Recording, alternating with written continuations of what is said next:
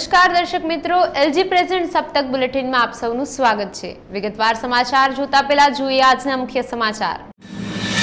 બંગાળમાં થયેલી હિંસા મામલે ભાજપના રાજ્યવ્યાપી ધરણા પ્રદર્શન। સાતમા પગાર પંચના મામલે રાજ્યભરના તબીબો હડતાલ પર।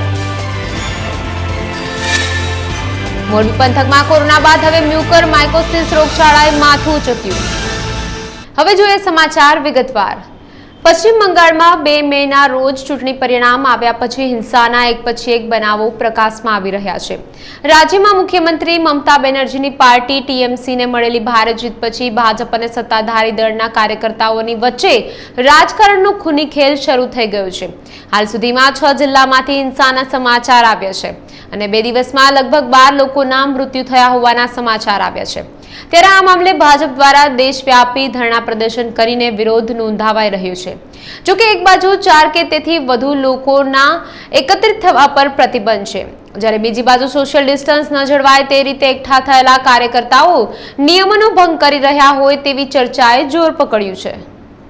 બંગાળ ચૂંટણીમાં થયેલી હિંસા બાદ દેશવ્યાપી આંદોલન સ્વરૂપે હાલ ભાજપ દ્વારા રાજકોટ શહેર ખાતે પણ અનેક વિધાનસભા ઝોન જે છે એ ઝોન વાઇઝ અને વોર્ડ વિસ્તાર વાઇઝ ધરણા પ્રદર્શન કરાઈ રહ્યા છે। પ્લે કાર્ડ સાથે નેતાઓથી માંડીને કાર્યકરો જે હિંસા બંગાળ ચૂંટણીમાં થયો છે તેના વિરોધમાં હાલ ધરણા પ્રદર્શન કરાયું છે। ખાસ રાજ્યસભાના સાંસદ રામભાઈ મોકરિયા પણ આપણી સાથે છે, સીધી જ એમની સાથે વાત કરશું। રામભાઈ, શું કહેશો, જે રીતે ધરણા પ્રદર્શન કરવામાં આવ્યો છે બંગાળમાં, જે રીતે હિંસા ફાટી નીકળે તેના વિરોધમાં ધરણા પ્રદર્શન કરવામાં આવ્યા છે ભાજપ દ્વારા? બંગાળમાં મમતાજીનો ત્રાસ જે છે ને, ભાજપના કાર્યકરોના જે મર્ડર કરવામાં આવે છે, માસ મર્ડર, એના અનુસંધાને એમાં બધા દરેક વોર્ડમાં જ સાંસદ સભ્યશ્રી અને શહેર પ્રમુખ તથા કશ્યપભાઈની હાજરીમાં ધરણા ઉપર ઉતરેલા છે। અમારી ડિમાન્ડ એ જ છે કે જે આ પરિસ્થિતિ બંગાળમાં છે જલ્દી થાળે પડે અને વેરઝેરનું રાજકારણ ન હોવું જોઈએ, રાજકારણ તંદુરસ્ત હોવું જોઈએ। મમતાને ભગવાન અથવા એનો અલ્લાહ એને સદબુદ્ધિ આપે, પણ આ નિર્દોષ લોકોની હત્યા થતી હોય એ બંધ થવી જોઈએ અને વેરનું જે રાજકારણ છે એ તંદુરસ્ત સમાજમાં જરૂરી નથી અને એને એ પણ સમજવું જોઈએ કે ભવિષ્યમાં પશ્ચિમ બંગાળના ઘણા બધા લોકો ગુજરાતમાં કે અન્ય જગ્યાએ પણ રહે છે, એની પરિસ્થિતિનું પણ એને ભાન થવું જોઈએ। એટલે અમે આજ મૌન વિરોધ કરી રહ્યા છીએ। મોહનભાઈ, શું કહેશો, ખાસ બંગાળમાં જે રીતે હિંસા થઈ એ હિંસા થવા પાછળનું કારણ આપ શું માનો? ખાસ કરીને પશ્ચિમ બંગાળમાં ચૂંટણી પછી જેને કહી શકાય લોકશાહીની હત્યા અને નિર્દોષ માનવની હત્યા કરવામાં આવી રહી છે, એના ભાગરૂપે આજે અમારા રાષ્ટ્રીય અધ્યક્ષ જેપી નડ્ડાજી રૂબરૂ મુલાકાતે ગયા, જેના મળેથી એના ઘરે જઈને એને સાંત્વના આપી અને આ જે અત્યારે લોકશાહીની જે હત્યા થઈ રહી છે એના ભાગરૂપે આખા ભારતની અંદર ધરણાના કાર્યક્રમનું આયોજન કરવામાં આવ્યું છે। એના ભાગરૂપે આજે રાજકોટ શહેરની અંદર દરેક વોર્ડની અંદર ધરણાના કાર્યક્રમનું આયોજન કરેલ છે। એના ભાગરૂપે આ વોર્ડનું પણ અહીંયા ધરણાના કાર્યક્રમનું આયોજન કરેલ છે કે હત્યાઓ બંધ થાય એના માટેનો ભારતીય જનતા પાર્ટી વિરોધ કરી રહી છે, જે હત્યા થાય છે એના અમે એના બાબતમાં ધરણાનો કાર્યક્રમ રાખવામાં આવ્યો છે। મોહનભાઈ, ખાસ એવું લાગે છે આપને કે વધારે પડતો પ્રચાર અથવા તો વ્યક્તિગત પ્રચાર ક્યાંક હિંસામાં પરિવર્તિત થતો હોય છે? ખાસ કરીને એની હંમેશા રાજનીતિ આવી જ રહી છે કે એની પડખે રહેલા ગુંડા લોકો જ્યારે ભારતીય જનતા પાર્ટીના કાર્યકર્તાઓ કામ કરતા હતા એને જોઈને જ્યારે જીત થઈ ત્યારે નથી કહેતા જીતના મદમાં આવીને નિર્દોષ લોકોની જે હત્યાઓ કરી છે ખરેખર બંધ થવી જોઈએ અને નિર્દોષ લોકોને હેરાન ન કરવા જોઈએ, એના માટે ભારતીય જનતા પાર્ટી આ ધરણાનો કાર્યક્રમનું આયોજન કરે છે। એક તરફ બંગાળમાં ભાજપની સીટો 76 જેટલી વધી છે, બીજી બાજુ ધરણા પ્રદર્શન કરાયા છે, કઈ રીતે જુઓ છો બંને બાબત? ખાસ કરીને બંગાળની જનતા ભારતીય જનતા પાર્ટી સાથે રહી છે, આપણે નજરે જોઈ શકીએ 3માંથી 73 સીટ થઈ હોય તો આ જનતાનું રક્ષણ કરવું એ ભારતીય જનતા પાર્ટીનો ફરજનો ભાગ છે। એટલા માટે નિર્દોષ લોકોની જ્યારે હત્યા થઈ રહી હોય ત્યારે એની સાથે રહી અને આવી હત્યાઓ બંધ થાય એના માટે ભારતીય જનતા પાર્ટી બંગાળની જનતાની સાથે છે, પુરવાર કરવા માટે આજે ધરણાનો કાર્યક્રમનું આયોજન કરવામાં આવ્યું છે। જે ધરણા પ્રદર્શન યોજાઈ રહ્યો છે, રાજકોટનો સંદેશ બંગાળ સુધી કઈ રીતે પહોંચાડશો મોહન? આ તમારા માધ્યમથી આખા દેશની અંદર નહીં પણ વિશ્વની અંદર આ ધરણાના કાર્યક્રમ અને જે વિરોધ પ્રદર્શન કરી રહ્યા છે હત્યાની સામે એ આખા વિશ્વમાં તમારા માધ્યમથી પહોંચવાનો છે। અંતિમ પ્રશ્ન મોહનભાઈ પૂછવા માંગીશ, જે રીતે હિંસા ફાટી નીકળી અનેકના મોત થયા છે, ખાસ બંગાળમાં રાષ્ટ્રપતિ શાસન લાદવામાં આવશે? એ હાઈ લેવલનો પ્રશ્ન છે, કેન્દ્રની સરકાર નક્કી કરશે। એના રાજ્યપાલે પણ આજે એને કીધું છે કે રાજધર્મ તમારે બજાવવો જોઈએ અને આવી હત્યાઓ બંધ થાય એના માટે એને પણ સૂચન કરેલ છે। તો ભવિષ્યમાં સરકાર આ જ રીતે કાર્યક્રમો શરૂ રહે, આ જ રીતે હત્યાનો સિલસિલો ચાલુ રહે તો આ પણ થઈ શકે। જે રીતે હાલ બંને સાંસદોએ વાત કરી છે, જે રીતે મોહનભાઈ કુંડારિયાએ કહ્યું છે કે બંગાળમાં જે હિંસા ફાટી નીકળ્યો છે તેની પાછળ એકમાત્ર વ્યક્તિ જવાબદાર છે, જે મમતા બેનર્જી છે. અને બીજી બાજુ મોહનભાઈ કુંડારિયાએ એવું પણ કહ્યું છે કે રાષ્ટ્રપતિ શાસન લાગુ કરવું કે નહીં તે કેન્દ્ર સરકાર અને રાજ્યપાલ નક્કી કરતા હોય છે, પરંતુ રાજ્યપાલે જે રીતે ટકોર કરી છે કે રાજધર્મ બજાવવો જોઈએ, તો આ બાબત બીજી તરફ પણ ક્યાંક ઇશારો કરી રહી છે. જો બંગાળમાં રાષ્ટ્રપતિ શાસન અમલી બને તો નવાઈ નહીં. કેમેરા પર્સન સાગર ગજ્જર સાથે ગૌરવ રાજસિંહ, અબ તક ચેનલ, રાજકોટ. રાજ્યના તબીબી શિક્ષકોની 2017ની પગાર વધારા સહિતના વિવિધ પ્રશ્નો અંગે રાજ્યભરના તબીબો દ્વારા હડતાલ પાડી સૂત્રોચ્ચાર કરી વિરોધ વ્યક્ત કર્યો છે. પીડીયુ મેડિકલ કોલેજના 190 તબીબોએ સૂત્રોચ્ચાર કર્યા હતા. રાજ્યભરના તબીબી શિક્ષકો સાથે સરકારે મીટિંગ યોજી છે, જેમાં પ્રશ્નોના નિરાકરણ લાવવા ચર્ચા કરવામાં આવશે. મારું નામ doctor Umed Patel, associate professor medical college રાજકોટમાં છું. તબીબી શિક્ષકો ગુજરાતના અત્યારે હડતાલના માર્ગે છે. એમની મુખ્ય માંગણીઓ એડોક તબીબી શિક્ષકોની સેવા વિનિયમિત કરવામાં આવે, જે રેગ્યુલર સેવામાં જોડાયેલા છે તબીબો એની સેવા સળંગ કરવામાં આવે, ઉચ્ચ પગાર ધોરણના કેસ હજી પેન્ડિંગ છે એ પૂરું કરવામાં આવે, પ્રમોશનની ફાઇલો આગળ ધીમે ધીમે ચાલે છે એ ઝડપથી ચલાવવામાં આવે, 2016થી 7મું પગાર પંચ એડોક ટ્યુટરને મળવાપાત્ર છે એ આપવામાં આવે, અને તબીબોને, તમામ તબીબોને, ગુજરાતના શિક્ષકો ઉપરાંત અન્ય તબીબોને પણ કેન્દ્ર સરકારના ધારાધોરણ મુજબ 2017થી NPA 20% બેઝિકના મળવાપાત્ર છે એ મળવામાં આવે. બિલકુલ યોગ્ય નથી. શા માટે અમારે હડતાલ કરવી પડે? દસકા સુધી પ્રમોશન ન હોય તો શું રસ્તો છે? માણસો ત્રાસી ગયા છે, શા માટે એમ ન કરે? આ રસ્તો અપનાવવો જ રહ્યો. અત્યારે તમે નહીં માનો, અમારો કોલેજનો સ્ટાફ અને હોસ્પિટલનો તમામ સ્ટાફ 24 કલાક કોરોના વોરિયર તરીકે કામ કરી રહ્યા છે. માત્ર પીડીયુ મેડિકલ કોલેજ જ નહીં, પણ સમરસ, કેન્સર અને હવે યુનિવર્સિટીમાં પણ અમારા જ તબીબો કામ કરી રહ્યા છે. રાત દિવસ અમને સમય પણ નથી મળતો આંદોલન કરવાનો. બાકી અમે 2 મહિના પહેલાં અલ્ટિમેટમ આપેલું હતું. હા, અત્યારે અહીંયા 1300 અમારા તબીબો છે સરકારી મેડિકલ કોલેજમાં. સાથે સાથે જીમર્સ મેડિકલ કોલેજના 8 કોલેજના પણ એટલા 1500 જેટલા તબીબો છે. એના પણ આવા જ પ્રશ્નો છે, એ પણ અમારી સાથે જોડાઈ રહ્યા છે. મોરબી પંથકમાં કોરોના બાદ હવે મ્યુકરમાઇકોસિસ નામની બીમારીએ માથું ચૂકતા લોકોમાં ચિંતાનું મોજું પ્રસરી ગયું છે. ફૂગ પ્રકારની આ બીમારીમાં સારવારનો ખર્ચો મોંઘો હોવાથી સામાન્ય દર્દીઓ માટે સારવાર કરાવી દુષ્કર બની છે. મોરબી શહેર અને તાલુકાના ગ્રામ્ય પંથકમાં આ બીમારીના કેસો જોવા મળી રહ્યા છે. કોરોનાની સારવારમાં સ્ટીરોઇડ દવાના ઉપયોગની આડઅસરને કારણે બીમારીમાં ખાસ કરીને મ્યુકરમાઇકોસિસ નામની બીમારીનો લોકો ભોગ બની રહ્યા છે. આ બીમારીના સામાન્ય લક્ષણોમાં દર્દીને આંખ, કાન, નાક અને ગળાના ભાગમાં સોજો મુખ્ય છે. નબળી રોગપ્રતિકારક શક્તિ ધરાવતા લોકો જલ્દીથી મ્યુકરમાઇકોસિસ બીમારીનો ભોગ બનતા હોવાનું તબીબી સૂત્રો જણાવી રહ્યા છે. હું doctor Jayesh Sanariya, dermatologist, Apple hospital Morbi. Mucormycosis એટલે એક પ્રકારનું આમ તો ફંગલ ઇન્ફેક્શન છે, અને ખાસ કરીને આ ઇન્ફેક્શન એ પ્રકારનું છે કે જ્યારે કોઈ પણ કારણોસર બોડીની અંદર તમારી રોગપ્રતિકારક શક્તિ ઘટે, એટલે કે ઓપોર્ચ્યુનિસ્ટિક ઇન્ફેક્શન કહેવાય, કે જ્યારે એને તક મળે ત્યારે આ ઇન્ફેક્શન થતું હોય છે. અને ખાસ કરીને આપણને ખ્યાલ છે કે લાસ્ટ મંથમાં કોરોનાના બહુ અઢળક પેશન્ટ હતા એવું છે. તો એમાં એની જે મેઇન થેરાપી તરીકે રેમડેસિવિર અને સ્ટીરોઇડ મોસ્ટલી આપતા એવું છે. પણ સ્ટીરોઇડના કારણે જે લોકોને ડાયાબિટીસની બીમારી છે, તો એ લોકોને થોડું ડાયાબિટીસ વધારે પડતું શૂટઅપ થાય, તો એમાં આ ફંગલ ઇન્ફેક્શનનો સ્પ્રેડ વધારે થતો હોય છે. આની શરૂઆત કઈ રીતે થાય ને એની કઈ રીતની સારવાર હોય છે? આમ તો ખાસ કરીને આ હ્યુમિડ એટમોસ્ફિયરમાં વધારે થતું હોય છે. એટલે ખાસ કરીને જે લોકોને લાંબો ટાઈમ સુધી ઓક્સિજન ટ્રીટમેન્ટ ચાલતી હોય, બેડ રિડન પેશન્ટ હોય, તો એ લોકોને ખાસ કરીને નાકમાંથી એનું ફંગલ ઇન્ફેક્શન થતું હોય છે. અને શરૂઆતના લક્ષણોમાં જોઈએ તો ઘણા લોકોને સ્ક્રેચ કરવાની હેબિટ હોય, અથવા તો ઘણી વખત કોઈ જગ્યાએ વૂન્ડ હોય કે એબ્રેઝન હોય તો ત્યાંથી એનો સ્પ્રેડ થતું હોય છે. અને ખાસ અત્યારે જે ટ્રેન્ડ આવે છે એ ખાસ કરીને નોઝમાંથી સ્પ્રેડ થાય, નાકની આજુબાજુમાં જે પોલાણ હોય છે એ સાઇનસ કહેવાય, સાઇનસમાં જતું હોય છે. સાઇનસમાંથી એ આંખની નસને બ્લોક કરી દેતી હોય છે, અને ઘણીવાર એનું મગજમાં સ્પ્રેડ થતું હોય છે.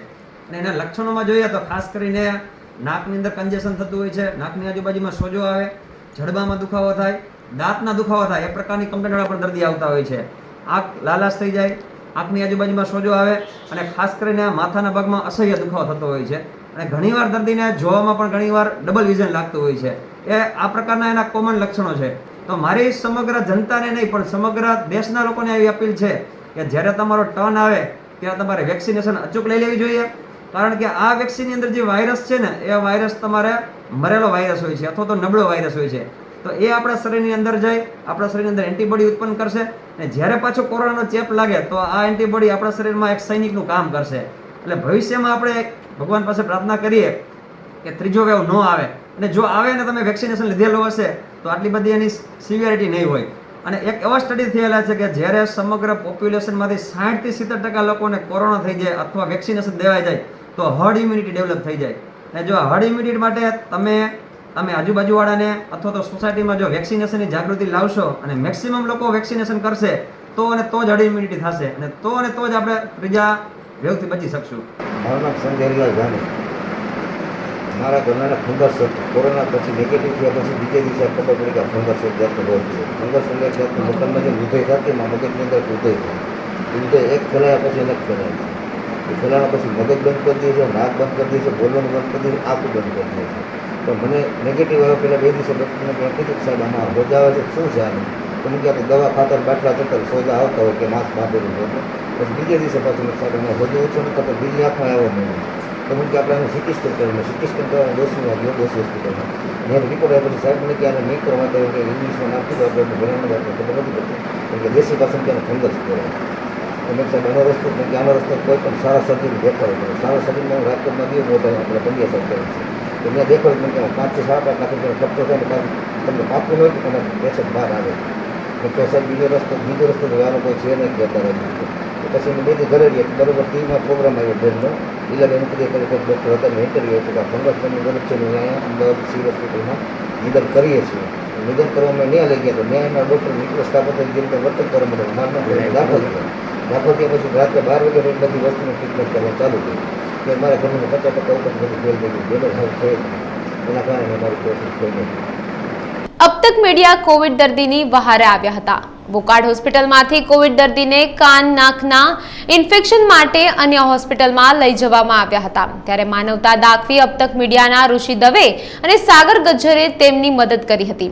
પંચનાથ ટ્રસ્ટ મારફત એમ્બ્યુલન્સની વ્યવસ્થા કરી આપેલ હતી, પરંતુ ડ્રાઈવર હાજર ન હોય અને ઇમરજન્સી હોવાને કારણે કેમેરામેન સાગર ગજ્જરે એમ્બ્યુલન્સ જાતે ચલાવી સમયસર દર્દીને હોસ્પિટલમાં પહોંચાડેલ હતા. તેમજ નર્સિંગ સ્ટાફની પણ જરૂરિયાત હોય ત્યારે ઋષિ દવે મદદ કરેલ હતી. તમારી સામે કોરોના દર્દી વલખા મારતા હોય તો તમે શું કરો? કોરોના દર્દીને બચાવશો કે કોરોનાની બીકે તેને તેના હાલ પર જ છોડી દેશો? કોરોના સાથે મ્યુકરમાઇકોસિસના દર્દીને તાત્કાલિક અન્ય હોસ્પિટલમાં ખસેડવાની જરૂર પડી. એમ્બ્યુલન્સ તો હતી પણ ઇમરજન્સીમાં ડ્રાઈવર હાજર ન હતા. દર્દીને તાત્કાલિક હોસ્પિટલમાં કેમ પહોંચાડવા? કોરોના વાયરસે સેંકડો લોકોના પ્રાણ હર્યા છે. વાયરસે જાણે માનવ વચ્ચે આભડછેડ ઊભી કરી દીધી હોય તેમ આજે લોકો એકબીજાની નજીક જવાથી ડરી રહ્યા છે. કોરોનાની બીકે સગા સંબંધીઓ પણ એકબીજાથી અડકવાથી બચી રહ્યા છે. ત્યારે આવી સ્થિતિમાં अब तकના રિપોર્ટર અને કેમેરામેને ખરા અર્થમાં કોરોના વોરિયર્સની ભૂમિકામાં ઉતરી માનવ ધર્મ નિભાવ્યો છે. કોરોનાગ્રસ્ત મ્યુકરમાઇકોસિસના દર્દીને રાજકોટની વોકાર્ડ હોસ્પિટલમાંથી અન્ય ખાનગી હોસ્પિટલમાં ઓપરેશન માટે તાત્કાલિક રિફર કરવાના હતા. આ માટે મહિલા દર્દીના સગાએ अब तक મીડિયાનો સંપર્ક સાધી એમ્બ્યુલન્સની વ્યવસ્થા માટે મદદ માંગતા अब तक દ્વારા પંચનાથ ટ્રસ્ટમાં સંપર્ક કરી એમ્બ્યુલન્સની વ્યવસ્થા કરાઈ. પણ એમ્બ્યુલન્સ તો હાજર હતી, પરંતુ વહેલી સવારે ઇમરજન્સી હોય એમ્બ્યુલન્સનો ડ્રાઈવર હાજર ન હતો. હવે દર્દીને ઇમરજન્સીમાં રિફર કરી તેમનો જીવ બચાવવો તો બચાવવો કઈ રીતે? કોરોના વચારે પણ સંક્રમિત થવાના ભય વગર अब तक મીડિયાના કેમેરામેન સાગર ગજ્જર અને રિપોર્ટર ઋષિ દવેએ માત્ર એક મીડિયા કર્મીનો નહીં પણ સાથે સંવેદનશીલ રોલ નિભાવી દર્દીને તાત્કાલિક હોસ્પિટલે ખસેડવાની સરાહનીય કામગીરી કરી.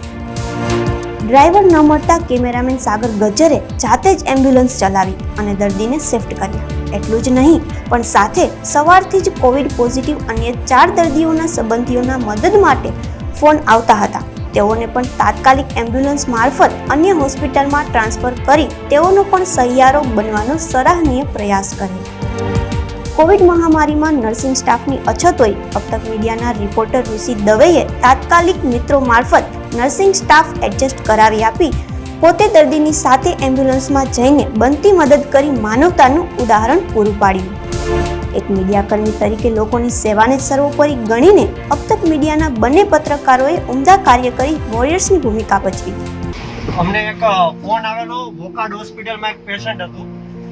એમ્બ્યુલન્સની વ્યવસ્થા થાય એમ નહોતી, પરંતુ તાત્કાલિક પંચનાથ ટ્રસ્ટમાં જાણ કરતા એમ્બ્યુલન્સની વ્યવસ્થા તો થઈ ગઈ અને પંચનાથ ટ્રસ્ટે એમ્બ્યુલન્સ તો આપી, પરંતુ ડ્રાઈવર ન હોય. અબ તક મીડિયાના કેમેરામેન સાગર ગજરે ખુદ અત્યારે આપ જોઈ શકો છો એમ્બ્યુલન્સ જાતે ડ્રાઈવ કરી અને પેશન્ટને તાત્કાલિક અન્ય હોસ્પિટલમાં શિફ્ટ કરેલ અને સાથે જ ત્યાંથી ઓપરેશન પૂરું થયા બાદ પણ પેશન્ટને તાત્કાલિક વોકાર્ડમાં શિફ્ટ કરેલ. એક મીડિયા તરીકે તેમને ખૂબ જ સારી ઉમદા કામગીરી કહી શકાય, એક માનવતા ભર્યું પગલું કહી શકાય કે એક કેમેરામેન ને રિપોર્ટર તરીકે અમે માત્ર ને માત્ર સમાચાર નહીં પરંતુ લોકોની મદદ એ હંમેશા અબ તક સાથે રહ્યું છે અને ભવિષ્યમાં પણ રહેશે. ત્યારે કોવિડની આ મહામારીમાં કાંઈ પણ આપને તકલીફ પડે તો અબ તક મીડિયાનો આપ સંપર્ક કરો. બનતી મદદ અબ તક મીડિયા તમને કરશે એવી 100% અમે ખાતરી આપીએ છીએ. જો દરેક વ્યક્તિ આ રીતે જરૂરિયાતમંદની વહારે પહોંચી સાવચેતી રાખી મદદ કરે તો ગુજરાત જલ્દીથી સંપૂર્ણપણે કોરોના મુક્ત થઈ જશે. હાલ હાથ અડવાનો તો નહીં પણ હાથ છોડવાનો પણ નથી. કોરોના દર્દીઓની સારવારની ઉત્તમ સુવિધા માટે સરકારી તંત્રની સાથે ધાર્મિક અને સામાજિક સંસ્થાઓ ખભે ખભા મિલાવીને કામ કરે છે. ત્યારે ગીર સોમનાથ જિલ્લામાં દર્દીઓને ઉત્તમ સારવાર મળે અને બેડ ઓક્સિજનની સુવિધામાં વધારો કરવા આરોગ્ય વિભાગ ઝુંબેશરૂપી કામગીરી કરી રહ્યું છે. સોમનાથ ટ્રસ્ટ હંમેશા સેવાકીય પ્રવૃત્તિમાં અગ્રીમ સ્થાને હોય છે. સોમનાથ ટ્રસ્ટ દ્વારા પ્રભાસ પાટણ સામૂહિક આરોગ્ય કેન્દ્રને ઓક્સિજન પ્લાન્ટ માટે ₹50 લાખનું અનુદાન આપવામાં આવ્યું છે. આ પ્લાન્ટ આરોગ્ય વિભાગને કોરોના દર્દીઓની સારવાર માટે ખૂબ જ ઉપયોગી નીવડશે. વેરાવળ શહેર તથા આસપાસના ગામડાઓના લોકોને કોરોના સારવાર માટે ઓક્સિજનનું જરૂરિયાત સમયે આ પ્લાન્ટના માધ્યમથી સરળતાથી ઓક્સિજન મળી શકશે. ઉપરાંત સોમનાથ ટ્રસ્ટ દ્વારા લીલાવતી ગેસ્ટ હાઉસના 72 રૂમ કોવિડ કેર સેન્ટર માટે વહીવટી તંત્રને આપવામાં આવ્યા છે. દરરોજ 200 થી વધુ કોરોના પોઝિટિવ હોય અને હોમ આઇસોલેશનમાં હોય તેવા વ્યક્તિઓને ટિફિન મારફતે ભોજન પહોંચાડવામાં આવે છે. હાલની કોરોના વૈશ્વિક મહામારીને ધ્યાનમાં રાખી અને સોમનાથ ટ્રસ્ટ દ્વારા અનેક સેવાઓ શરૂ કરવામાં આવી છે, જેમાં ટિફિન સેવા હોય, ક્વોરન્ટાઇન સેન્ટર હોય. ખાસ કરીને જે પ્રભાસ પાટણનું જે સામૂહિક આરોગ્ય કેન્દ્ર પ્રભાસ પાટણ ખાતે આવેલું છે તેની જરૂરિયાત મુજબ ત્યાં ઓક્સિજન પ્લાન્ટ ફિટ કરવાની જરૂરિયાત જણાતા તેઓ તરફથી રજૂઆત મળતા સ્થાનિક જિલ્લા વહીવટીતંત્ર અને આરોગ્ય વિભાગ સાથે સંકલન કરી અને આ ઓક્સિજન પ્લાન્ટ માટે સોમનાથ ટ્રસ્ટ દ્વારા 50 લાખનું દાન આપવાનો નિર્ણય કરવામાં આવ્યો છે. જે ઓક્સિજન પ્લાન્ટ આ સામૂહિક આરોગ્ય કેન્દ્રમાં લગભગ 3 વીકમાં એ કાર્યરત થશે અને રોજના 51 સિલિન્ડર જેટલો ઓક્સિજન એમાંથી આપણને મળી રહેશે, જેથી કરીને હાલની કોરોના વૈશ્વિક મહામારીમાં સ્થાનિક તેમજ આસપાસના લોકોને પણ આરોગ્ય સેવા ઉપલબ્ધ થશે. હવે સમાચારમાં સમય થયો છે નાનકડા વિરામનો. વિરામ બાદ ફરી મળીશું.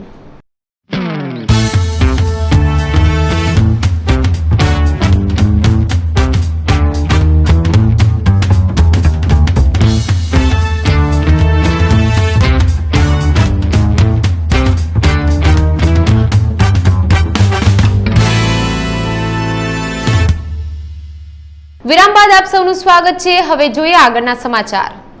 વસ્તી ગણતરી હોય કે પછી કોરોના જેવી મોટી મહામારીમાં શિક્ષકો આગળ રહીને પોતાની જવાબદારી નિભાવે છે. ત્યારે સરકારે એમની સુરક્ષા માટે યોગ્ય પગલાં લેવાની તાતી જરૂરિયાત વર્તાઈ રહી છે.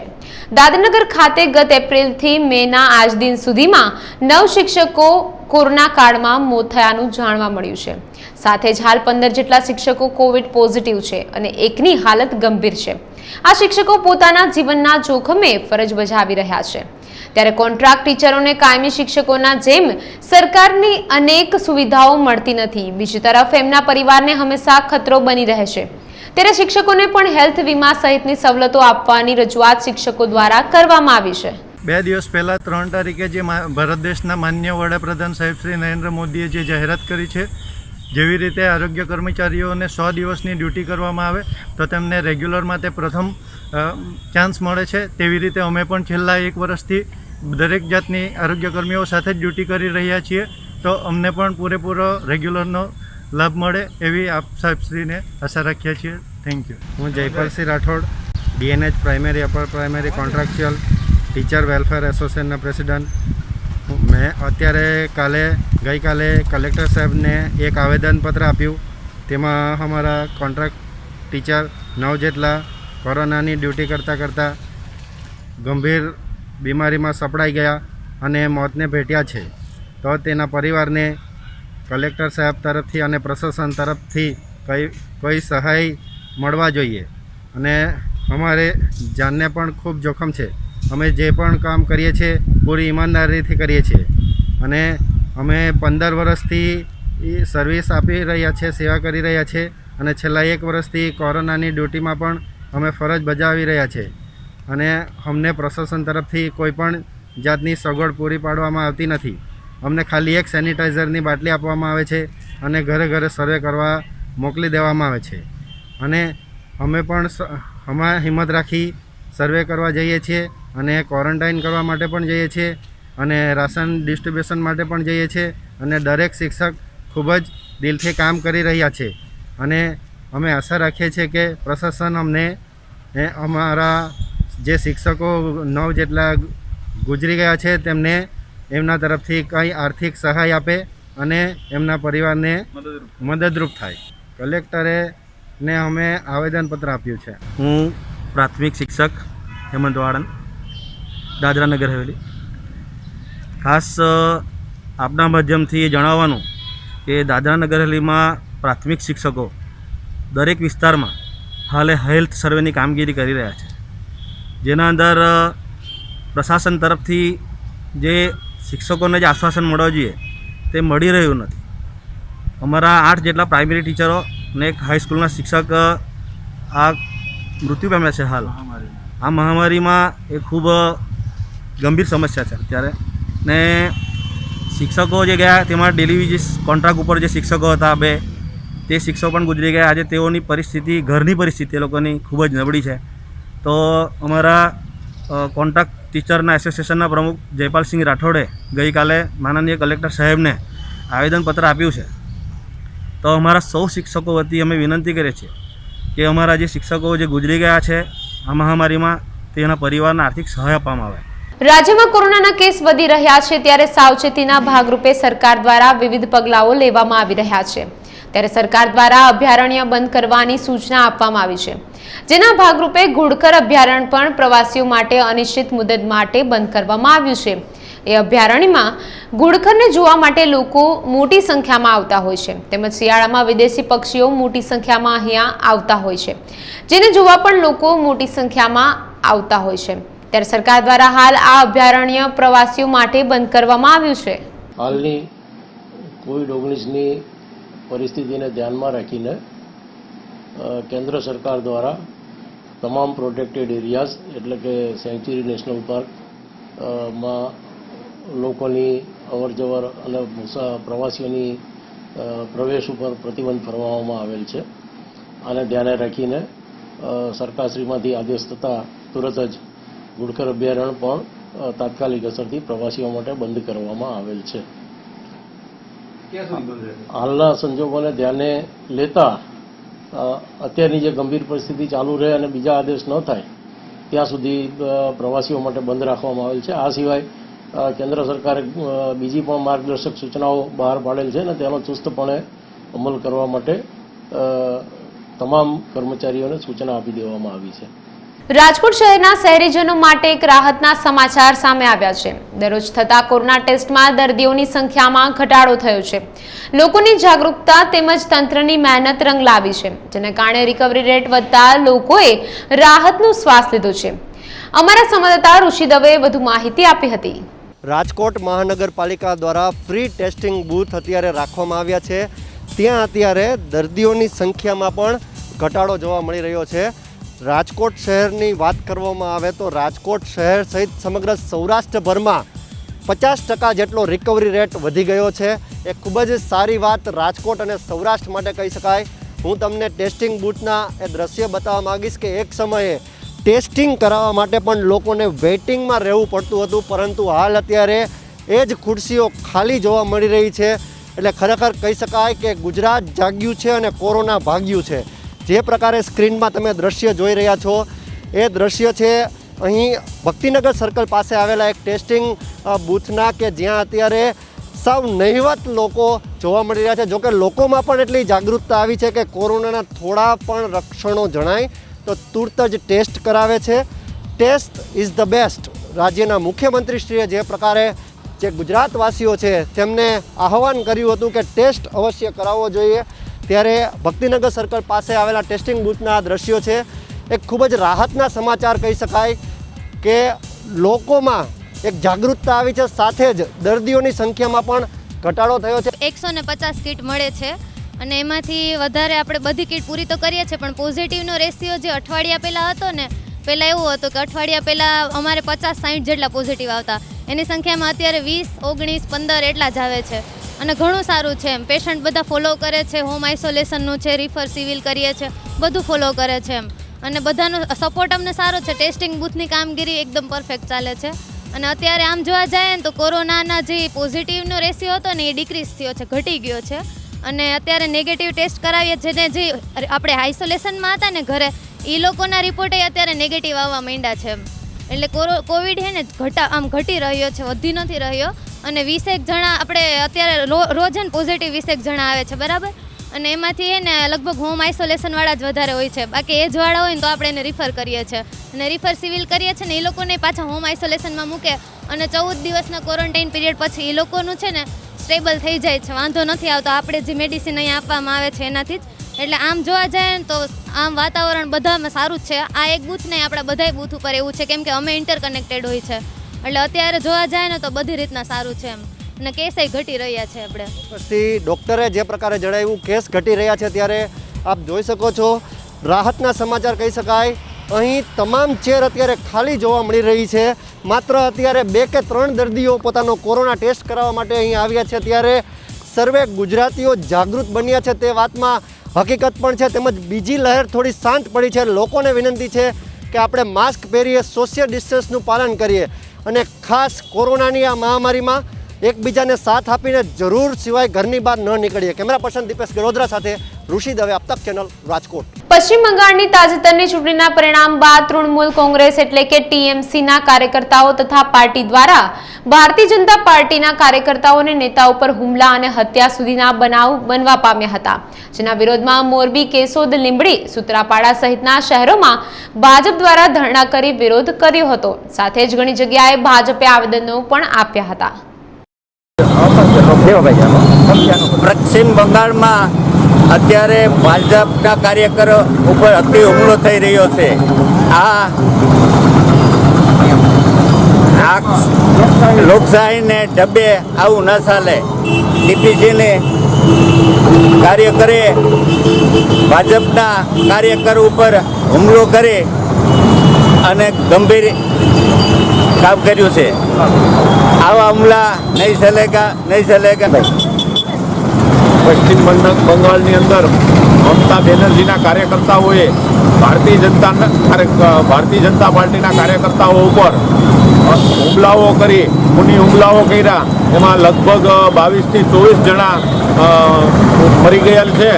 તો આ દેશમાં આવું કૃત્ય મમતા બેનર્જી સત્તામાં આવ્યા અને કરી રહ્યા છે એના કાર્યકર્તાઓ દ્વારા, તો આ બરાબર નહીં. અને દેશમાં લોકશાહી ડબે શાંતિ રાખે એવા ભારત માતા કી. ઉજ્જુભાઈ વાજા, જિલ્લા ભાજપ મહામંત્રી. આજે જે સૂત્રાપાડા તાલુકા અને સૂત્રાપાડા શહેર ભાજપ દ્વારા જે આ ધરણાનો કાર્યક્રમ આપવામાં આવેલો છે, પશ્ચિમ બંગાળમાં હમણાં જે તાજેતરમાં જ વિધાનસભાની ચૂંટણીના જે પરિણામો આવ્યા પછી જે ત્યાં લોકતંત્રની હત્યા થઈ રહી છે, ખુલ્લેઆમ લોકોને જીવતા સળગાવી દેવામાં આવે છે. ભારતીય જનતા પાર્ટીના કાર્યકર્તાઓને જે પોતાના ઘર, ઓફિસો અને ત્યાં સુધી કે ભારતીય જનતા પાર્ટીની કાર્યાલયને પણ સળગાવી દેવામાં આવે છે. એવું ટીએમસીના અને મમતા દીદીના ગુંડાઓ દ્વારા જે લોકતંત્રની હત્યા કરવામાં આવે છે એના વિરુદ્ધમાં આજે ધરણાનો કાર્યક્રમ હતો. અત્યાર સુધી આની પહેલાં પણ જ્યારે અંગ્રેજોનું શાસન હતું, મોગલોનું શાસન હતું, ત્યારે પણ આવો અત્યાચાર કે આવો ખૂની ખેલ આ દેશની અંદર નહોતો. એવો ખૂની ખેલ આજે બંગાળની અંદર ખેલાઈ રહ્યો છે. એના વિરોધમાં આજે સૂત્રાપાડા તાલુકા અને શહેર ભાજપ દ્વારા આ ધરણાનો કાર્યક્રમ કરવામાં આવેલો. શેનો કાર્યક્રમ હતો? આજે બંગાળની અંદર જે ભારતીય જનતા પાર્ટીના કાર્યકર્તાઓની હત્યા કરવામાં આવી અને મારવામાં આવ્યો, એના અનુસંધાને આજે એના વિરોધમાં બંગાળના વિરોધમાં આજે ધરણાનો કાર્યક્રમ કરવામાં આવ્યો. મમતા દીદીએ જે પ્રમાણે ત્યાં મમતા દીદી તરફથી હિંસા કરવામાં આવે છે, મુસ્લિમ તુષ્ટિકરણ કરવામાં આવે છે, એના વિરોધમાં આજે લીંબડી શહેર ભાજપ ધરણાનો કાર્યક્રમ કરવામાં આવ્યો. આજે શેનો કાર્યક્રમ હતો? આજે ધરણાનો કાર્યક્રમ હતો. બંગાળની અંદર જે ચૂંટણી સમાપ્ત થયા પછી મમતા બેનર્જીના કાર્યકર્તાઓએ જે ભારતીય જનતા પાર્ટીના કાર્યકર્તાઓ ઉપર જે હુમલો કર્યો અને કાર્યાલય ઉપર તોડફોડ કરી, એના વિરોધમાં આજે લીંબડી શહેર ભારતીય જનતા પાર્ટીનો ધરણાનો કાર્યક્રમ હતો. અને ખાસ કરીને આ લોકશાહીનું ઉપર કલંક કહેવાય. ભારતીય જનતા પાર્ટીને ત્યાં 3 સીટમાંથી 78 સીટ આવી. એના અનુસંધાને જે બંગાળની અંદર જે તોડફોડ કરવામાં આવી, ભારતીય જનતા પાર્ટીના કાર્યકર્તાને મારવામાં આવ્યા છે, તો અમે આને લીંબડી શહેર ભાજપ સખત શબ્દમાં વખોડે છે. ગીર સોમનાથ જિલ્લાના વડામથક વેરાવળ ખાતે સામાજિક કાર્યકર વિવેક દવે દ્વારા એક પોઝિટિવ અને સામાજિક પહેલ શરૂ કરી છે. કોરોનાના કપરા સમયમાં તમામ લોકોએ મતભેદો મૂકીને એકબીજાની મદદ કરવી જોઈએ. તેમજ હાલ કોરોનાની મહામારીમાં દરેક જગ્યાએથી નેગેટિવ સમાચારો મળી રહ્યા છે, એ વાસ્તવિકતા છે. ત્યારે એક પોઝિટિવ વિચાર લોકોને મળે અને આ દરેક લોકો જો આવું કાર્ય કરે તો પોઝિટિવ વાતાવરણ ઊભું થઈ શકે, એ માટેનો એક પ્રયાસ વેરાવળના સામાજિક કાર્યકર્તાએ હાથ ધરેલ છે. કોરોના કાળમાં જ્યારે સંક્રમણ વધતું જઈ રહ્યું છે, ત્યારે કોરોના સામેનો કારગર ઉપાય મિથેલિન બ્લુનું વેરાવળના સામાજિક કાર્યકર વિવેક દવે દ્વારા પોલીસ સ્ટાફમાં વિતરણ કરવામાં આવ્યું હતું. સેવાકીય પ્રવૃત્તિ સાથે જોડાયેલો છું અને પ્રેસ અને મીડિયા દ્વારા મને એક વખત જાણવા મળ્યું કે આ મિથિલિન બ્લુ એનેથી એ કોરોના સામે ખૂબ સારું રક્ષણ પ્રાપ્ત થાય છે. અને એટલા માટે મારા જન્મદિવસે મેં નક્કી કર્યું કે આવી કંઈક સેવાકીય પ્રવૃત્તિ દ્વારા આની ઉજવણી કરવી. તો આપણે 1000 બોટલ મંગાવી અને વિનામૂલ્યે એ વેરાવળની અંદર વિતરણ કરવાનું નક્કી કર્યું છે, જેની અંદર પોલીસ સ્ટાફ તમામને પહેલાં આપણે આપીશું, જેથી એ પણ હજારો લોકોના સંપર્કમાં હોય છે તો એ પણ આ કોરોનાગ્રસ્ત ન થાય. ત્યારબાદ મેડિકલની અંદર પણ બધાને આપશું. ત્યારબાદ તમામ કોરોના દર્દીઓને અને એમના પરિવારોને કે જેને ઇન્ફેક્શન ન થાય એની માટે આપણે આપીશું. તમામ પત્રકાર મિત્રો અને મીડિયાકર્મીઓને પણ આપીશું, કારણ કે એ પણ એમના જાનના જોખમે સતત હજારો લોકોની વચ્ચે જઈ અને આ ન્યૂઝ કવર કરતા હોય છે, એટલે આપણે એમને પણ આપીશું. અને તમામ વેરાવળની અંદર ભવિષ્યની અંદર એક સારું કેન્દ્ર ખોલી અને તમામને પ્રાપ્ત થાય એવી પણ વ્યવસ્થા વિચારી છે. હું બીજા લોકોને પણ એમ કહીશ કે આપ પણ આગળ આવો, આપ પણ પોઝિટિવિટી ફેલાવો. આવા કપરા કાળની અંદર આપણે કોઈના દોષારોપણ કરવા કરતાં એકબીજાને મદદરૂપ થઈએ અને આપણે એકબીજાને સહકાર આપીએ, એકબીજાને સારામાં સારી હૂંફ આપીએ, એ જ હું આજના દિવસે સલાહ આપીશ. સમાચારમાં સમય થયો છે નાનકડા વિરામનો. વિરામ બાદ ફરી મળીશું.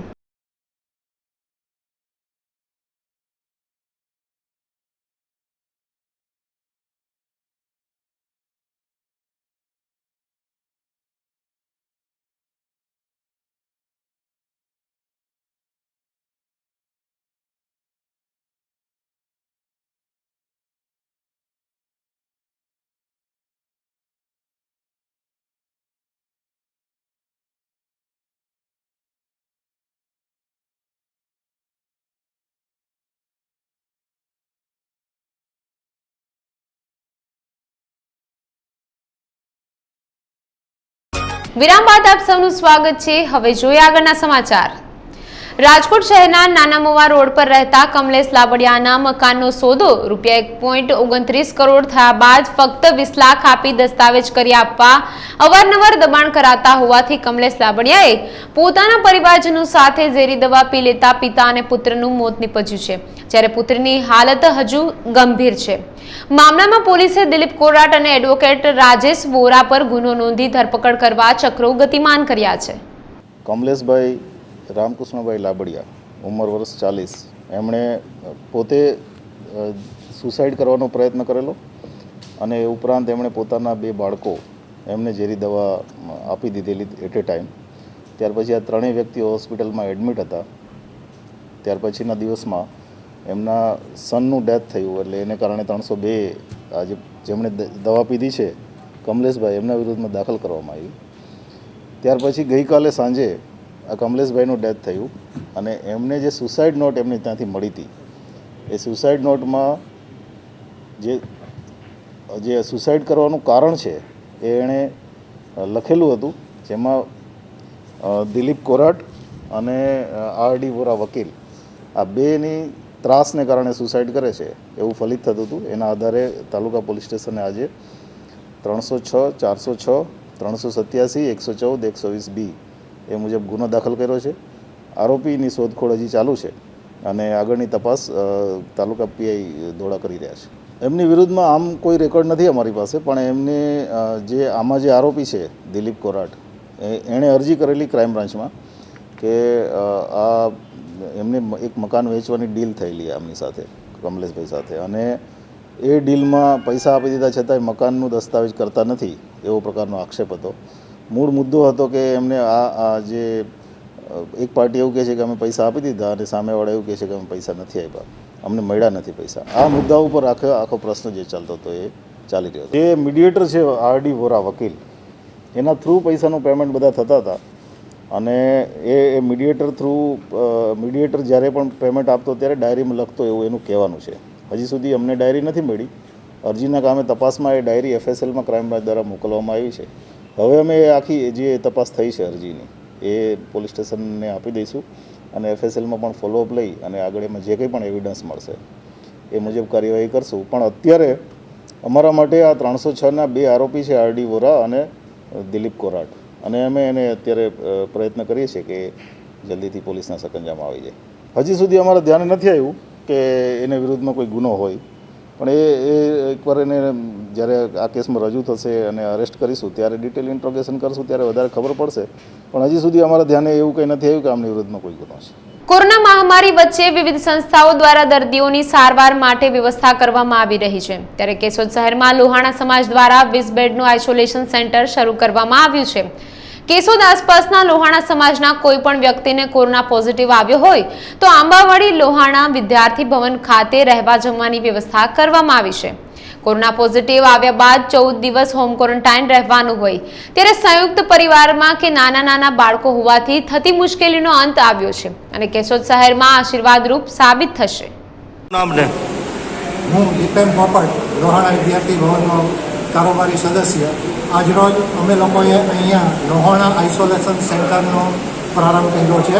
અત્યારે કોરોના મહામારીમાં કોરોનાગ્રસ્ત પેશન્ટને ઘરે આઇસોલેશન માટે પ્રોબ્લેમ થતો હોય, ઘરે સગવડતા ન હોય અથવા એક વ્યક્તિને થાય ત્યારબાદ તેમના નાના છોકરાઓ અથવા વડીલો ઘરમાં હોય તો એનો ચેપ લાગી શકે છે. એટલે એવા લોહાણા જ્ઞાતિના દર્દીઓ માટે અમે લોકોએ અહીંયા આઇસોલેશન સેન્ટરનો આજે પ્રારંભ કર્યો છે. અહીંયા 25 બેડની સુવિધા છે અને એ લોકોને અમે ખાવા પીવા રહેવાનું તથા ડૉક્ટરની એક ટાઈમની વિઝિટ પણ આપીશું.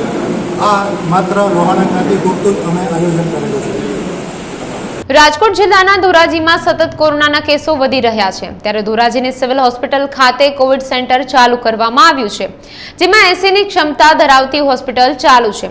અત્યારે આ લોકોને રોગપ્રતિકારક શક્તિ વધારવા માટે જ્યુસનું સેવન કરવું જોઈએ. ત્યારે ધોરાજીના શિવન ગ્રુપ દ્વારા છેલ્લા 3 દિવસથી ધોરાજી સરકારી હોસ્પિટલ ખાતે અલગ અલગ પ્રકારના ફ્રૂટના જ્યુસનું વિતરણ કરવામાં આવે છે. 10 લોકોની ટીમ સાથે યુવાનો બપોરના 4 વાગ્યે 100 બોટલ જ્યુસ બનાવી અને દરરોજ સરકારી હોસ્પિટલ ખાતે કોવિડ દર્દીઓને પહોંચાડવામાં આવે છે. આ તકે ધોરાજી સિવિલ હોસ્પિટલના અધિક્ષક ડોક્ટર જયેશ વેસેટિયાને શિવમ ગ્રુપનો આભાર માન્યો હતો. નમસ્કાર. હાલ કોરોનાની સ્થિતિ ચાલી છે, આપણે બધા ધારી રહ્યા છીએ દર્દીઓને કેટલી મુશ્કેલી પડે છે. કોરોનાની હોસ્પિટલમાં જમવાનોની બધી સેવાઓ બધા લોકો આપે છે. તો અમારા ધોરાજીના શિવમ ગ્રુપ દ્વારા અમારું ગ્રુપ દ્વારા નક્કી કરવામાં આવ્યું કે જમવાની સેવા તો લોકો બધા આપતા જ હોય, પણ દર્દીઓને જ્યુસની ને એવી સેવા કોઈ આપી ન શકે. અમે ધોરાજીના ગ્રુપ શિવમ ગ્રુપે નક્કી કર્યું કે અમે એક અઠવાડિયું સુધી અલગ અલગ બધાય તરબૂચના, નારંગીના, સંતરાના એ બધાય જ્યુસ કરી અમે 3 દિવસે ચાલુ કર્યું છે. પહેલા દિવસે અમે નારંગીનું જ્યુસ આપ્યું, બીજે દિવસે અમે લીંબુ શરબત આપ્યું, ત્રીજે દિવસે અમે અટાણે આજે તરબૂચનું દીધું, કાલ પછી અમે દૂધનું કરીને એવી રીતે જ્યુસ આપશું, પછી નારંગીનું આપવું, પછી અમે સંતરાનું આપશું. એવી રીતે અમે 7 દિવસ સુધીનું જ્યુસ કરવાના છીએ. એમ જેમ કે દર્દીઓને જ્યુસ પીવામાં ને એમાં મજા આવે. જમવાનું તો અમે પૂછ્યું તો જમવાનું તો ટોટલી બધું છે જ, એટલે જ્યુસનું ને એવું કોઈ દેવામાં નહોતું. પણ અમે અમારા ગ્રુપમાં અમે ટોટલ 10 થી 20 સદસ્યો છીએ. બધાએ થોડુંક ફંડ ભાડો ને એવી રીતે કરીને અમારી એક સ્થળ છે ત્યાં અમે જ્યુસને એવું રોજ બનાવી અને પછી 100 બોટલો કરીને અહીંયા દઈ જાય. ટોટલ 100 દર્દીઓ માટે અમે રોજ 100 બોટલો કરીને દઈ જાય છે અને અઠવાડિયું સુધી આ પ્લાન અમારો ચાલુ છે. અમારા કોરોના મહામારીના કારણે લોકો ઘર બહાર ઓછા નીકળતા હોવાના કારણે મંદીના માહોલથી પોષણક્ષમ ભાવ ન મળતા અને ખર્ચ વધુ થતા પ્રતિ વીઘે 10,000ની નુકસાની જવાની ખેડૂતો ભીતિ સેવી રહ્યા છે. કેશોદના માંગરોળ રોડ મામલતદાર કચેરી સામે આવેલ ખેતરમાં ગોવિંદભાઈ વશરામભાઈ મજેઠિયા નામના ખેડૂતે 5 વીઘામાં તરબૂચનું વાવેતર કરેલ હતું. નચિંગ પ્લાન દ્વારા 5 વીઘામાં ટપક પદ્ધતિથી તરબૂચની સારી કંપનીના મોંઘા ભાવના બિયારણનું વાવેતર કર્યું હતું. ખાતર, બિયારણ, જંતુનાશક દવાનો છંટકાવ સાથે અથાગ મહેનત કરીને જે મહેનત રંગ લાવી પણ ખરી. દર વખત કરતા આ વર્ષે દોઢું ઉત્પાદન થવાની પણ ખેડૂતો શક્યતા સેવી રહ્યા છે. તરબૂચની ગુણવત્તા સારી છે છતાં પોષણક્ષમ ભાવ ન મળતા ખેડૂતને રાતા પાણીએ રડવાનો વારો આવ્યો છે. મારું નામ ગોવિંદભાઈ વસરામભાઈ મજીઠિયા છે. મામલતદાર કચેરીની સામે આપણે તરબૂચ વાવેલા છે 5 વીઘાના. જેમાં આ વર્ષે બિયારણ, દવા, ખાતર, મલ્ચિંગ અને મજૂરી ટોટલ ખર્ચ 90,000થી 1 લાખનો કરેલો છે. પણ કોરોના મહામારીને લીધે અત્યારે ગ્રાહક એટલા આવતા નથી, એટલે અંદાજે 40,000થી 50,000નો લોસ જાય એવી શક્યતા છે. ને મીડિયાવાળાનો હું તે આભાર માનું છું કે ખેડૂતોની વેદના ભાષા આપવા માટે આવેલા છે, એનો ખૂબ ખૂબ આભાર માનું છું. અને અત્યારે જથ્થાબંધ 4 રૂપિયા 3 રૂપિયા અમે વેચાણ કરી હતી અને લોકલ 10 રૂપિયા વેચાણ કરી હતી. એટલે ઉત્પાદન આગલા વર્ષ કરતાં અત્યારે 1.5 ગણું થયેલ છે, પણ વેચાણ ઓછું થાય છે. એના લીધે નુકસાનીની પૂરેપૂરી શક્યતા છે. રાજુલા સરકારી હોસ્પિટલમાં કોવિડ સેન્ટર ખાતે આગનું મોકડ્રીલ યોજવામાં આવ્યું હતું. દેશભરમાં અલગ અલગ શહેરોમાં કોવિડ સેન્ટરમાં આગના બનાવ બનવા પામેલ હતા અને આવા આગના બનાવમાં અનેક નિર્દોષ દર્દીઓએ જીવ ગુમાવવાનો વારો આવ્યો હતો, જેને લઈને આજરોજ રાજુલા સરકારી હોસ્પિટલના જેઠવા સાહેબ તેમજ ખુમાણ સાહેબ તથા સરકારી હોસ્પિટલનો સ્ટાફ રાજુલા પીઆઈ ઝાલા સાહેબ સહિતના સ્ટાફની ઉપસ્થિતિમાં મોકડ્રીલ યોજાઈ હતી. શહેરમાં કોઈ પણ ઘટનાને પહોંચી વળવા માટે નગરપાલિકા, ફાયર બ્રિગેડના જવાનો સતત ફરજ બજાવી રહ્યા છે. તેમજ રાજુલા સરકારી હોસ્પિટલ ખાતે આવેલ કોવિડ સેન્ટર શરૂ થયેલ, જેમાં જેઠવા સાહેબ તથા ખુમાણ સાહેબના માર્ગદર્શન હેઠળ સતત કામગીરી કરવામાં આવી રહી છે. શિનોર તાલુકા સેવા સદન ખાતે સરકારના પરિપત્ર મુજબ ગામે ગામ કોવિડ કેર સેન્ટર બનાવવા માટે વડોદરા જિલ્લા પંચાયત પ્રમુખ અશોક પટેલના અધ્યક્ષ સ્થાને તાલુકાના તમામ સરકારી અધિકારીઓ, સરપંચો અને તલાટીકમ મંત્રીઓ સહિત આગેવાનો સાથે મીટિંગ યોજાઈ હતી, જેમાં શિનોર તાલુકાના 5 ગામોના સરપંચોએ ગામમાં કોવિડ સેન્ટર શરૂ કરવા માટે તૈયારી બતાવી હતી. જે સંદર્ભમાં આજરોજ શિનોર ગ્રામ પંચાયત દ્વારા શિનોર મુકામે સાર્વજનિક હાઈસ્કૂલ ખાતે 50 બેડની કોવિડ કેર સેન્ટર તૈયાર કરાતા આજરોજ કરજણના ધારાસભ્ય અક્ષય પટેલના વરદ હસ્તે રિબિન કાપી પ્રારંભ કરાયો હતો. કોરોના કાળમાં દિન પ્રતિદિન કોરોના કેસ વધી રહ્યા છે, એ પ્રત્યે અમારી ગુજરાતની સરકાર આદરણીય મુખ્યમંત્રી વિજયભાઈ રૂપાણીના પ્રયત્નોથી ગામે ગામ જે રીતે કોવિડ સેન્ટરો ચાલુ કરવાની જે વાત છે એ અંતર્ગત આજરોજ શિનોર ટાઉન ખાતે શિનોર હાઈસ્કૂલમાં 50 બેડની સુવિધાવાળું કોવિડ સેન્ટર આદરણીય ધારાસભ્ય અક્ષયભાઈ પટેલ તેમજ મામલતદાર વાળા મેડમના હસ્તે ખુલ્લું મુકાયું છે. તો આ પ્રસંગે હું શિનોર તાલુકાની જનતાને અપીલ કરવા માગું છું કે જેમને પણ સામાન્ય લક્ષણ હોય તો તેમની તપાસ કરાવી અને કોવિડ સેન્ટરમાં અહીં આગળ જે રીતે પ્રાથમિક તબક્કાનું કોવિડ સેન્ટર છે અને આપણા ફોફડિયા મુકામે પણ 100 બેડનું કોવિડ સેન્ટર છે અને આગામી દિવસમાં ત્યાં પણ ઓક્સિજનના 27 બેડ શરૂ થવાના હોય, તો હું તાલુકાની જનતાને અપીલ કરવા માગું છું કે કોઈને પણ સામાન્ય લક્ષણ હોય તો તાત્કાલિક તપાસ કરાવી કોવિડ સેન્ટરમાં દાખલ થઈ આ કોરોનાને અટકાવવા માટે આપણે સૌ પ્રયત્નશીલ થઈએ.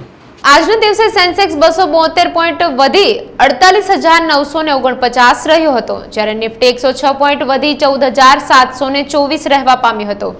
આજના દિવસે સોનાનો ભાવ 48,550 રહ્યો હતો, જ્યારે ચાંદીનો ભાવ 69,900 રહેવા પામ્યો હતો. તો દર્શક મિત્રો, આ હતા આજના અબ તક બુલેટિન. કાલે ફરી મળીશું, ત્યાં સુધી જોતા રહો અબ તક. નમસ્કાર.